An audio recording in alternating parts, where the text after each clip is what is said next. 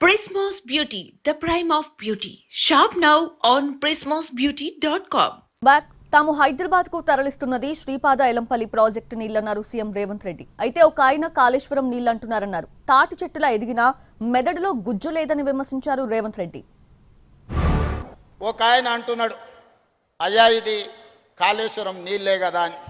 ఆయన తాటి చెట్టు లెక్క వెరిగిండు కానీ ఆవగి తాటికాయ అంతా కూడా మోకాళ్ళల్లో ఆయనకు తలకాయ లేదు. కాళేశ్వరం ప్రాజెక్టు కట్టింది మేడిగడ్డ, అన్నారం, సుందిల్లా. అది కుప్పగూలిపోయింది. కాళేశ్వరం కాస్త కూలేశ్వరం అయింది.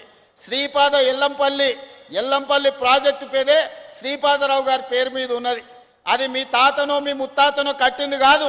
శ్రీధర్ బాబు గారు తండ్రి కాంగ్రెస్ పార్టీ కట్టింది శ్రీపాద ఎల్లంపల్లి. ఇవాళ గోదావరి నదీ జలాలు నగరానికి వస్తున్నాయనంటే శ్రీపాద ఎల్లంపల్లే మూలం. అక్కడి నుంచే గోదావరి జలాలను పట్టుకొని హైదరాబాదు నగరానికి మనం ఈరోజు తరలిస్తున్నాం.